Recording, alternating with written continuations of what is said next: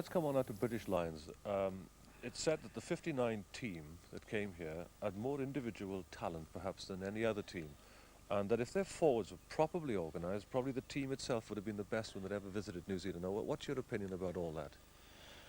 Well, it was pretty early in my career, and we have to admit that they had brilliant players. When you think of Tony O'Reilly, Hewitt, and several others there that were just fantastic players.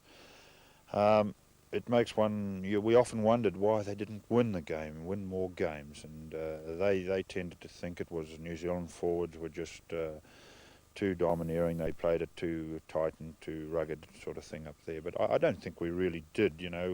We had Don Clark. We kept it pretty much in their half, but no. Okay, just three fingers for roll three. Continuing with the interview with Colin Meads on a two-shot, zooming into a single. Colin, about the 59 Lions, you mentioned Hewitt, you mentioned O'Reilly, but of course they were backs, and there must have been some of the forwards in that team that impressed you.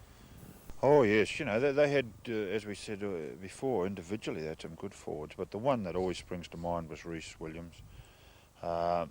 He was I've always named him with Classens as one of the best locks I've ever played against, and many of the New Zealand people say they impressed me because I was at a younger stage of my career when I played against him.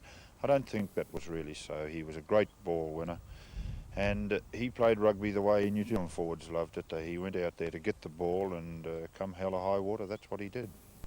Would you, if you had to describe the job of a lock to youngsters,